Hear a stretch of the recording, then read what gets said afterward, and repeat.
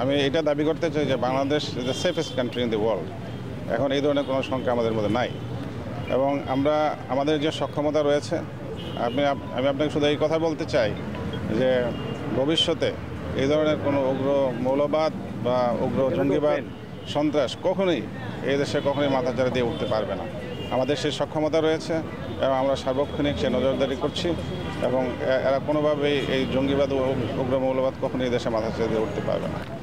আপনারা জানেন যে 2016 যে এই দিনে, এটা একটা বিয়োগান্তক দিন আমাদের জাতীয় জীবনে, ইটস এ ক্যাটাস্ট্রফ।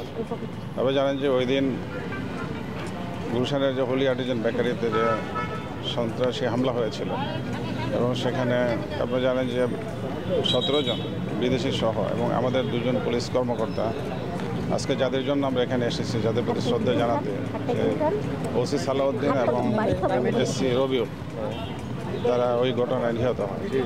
এবং পরবর্তীতে আপনি যথাযথ বলছিলেন যে র্যাব, পুলিশ এবং অন্যান্য যে আইনশৃঙ্খলা বাহিনী একসাথে একযোগে যে গোয়েন্দা তথ্যের ভিত্তিতে জঙ্গি আস্তানাগুলোতে অভিযান চালায়, এবং সেখানে অনেক আস্তানা তারা ধ্বংস করতে সক্ষম হয় এবং জঙ্গিদেরকে আটক করতে এবং আইনের আওতায় আনতে সক্ষম।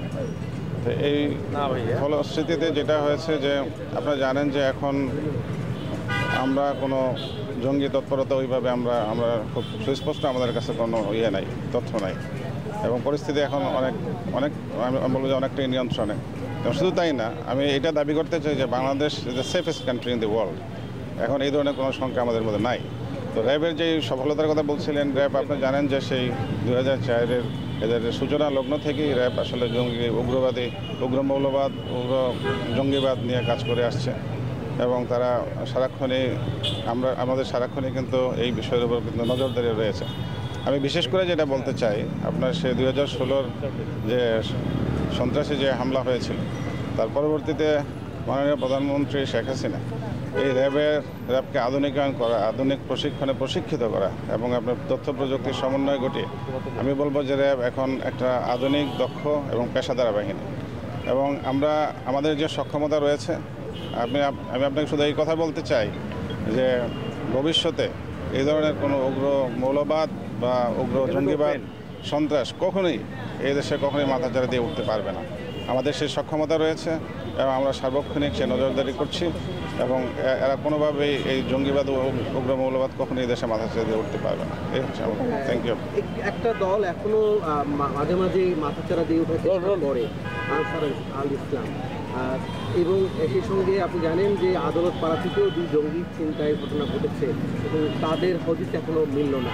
এটা আপনারা কতটা গুরুত্বের সঙ্গে দেখছেন? হ্যাঁ, আমরা definitely we are very closely monitoring, এবং আপনারা জানেন যে গত সপ্তাহে কিন্তু চিরাং ওখান থেকে কিন্তু 3 জনকে এরকম সদস্য তাদেরকে কিন্তু ওখানে আটক করা হয়েছে, এবং আমরা সার্বক্ষণিক আমরা কিন্তু নজরদারি করছি। এবং আমরা সেটা শুধুমাত্র যে ফিজিক্যাল তা না, আমি বলবো যে আপনারা জানেন এখন সোশ্যাল মিডিয়ার যুগ। সোশ্যাল মিডিয়াতেও কিন্তু ওরা নানানভাবে নানা প্রচারণা করার চেষ্টা একসময় করেছে, বা আপনার বিভিন্নভাবে যোগাযোগের যে তাদের মাধ্যম, আপনারা জানেন যে ওরা একসময় ডার্ক ওয়েব ব্যবহার করেছে। আপনারা জানেন যে সেই বিষয়গুলো কিন্তু আমরা নজরদারি করছি। আমরা শুধুমাত্র না, আপনার ফিজিক্যাল না, ভার্চুয়াল ওয়ার্ল্ডেও আমাদের নজরদারি রয়েছে। সো আমি আপনাদের মাধ্যমে এই দেশের সাধারণ মানুষকে, সবাইকে আমি আশ্বস্ত করতে চাই যে এই দেশে আর কখনই এই জঙ্গিবাদের উত্থান এবং মৌলবাদের উত্থান আর কখনই হবে না। Thank you very much. Thank you.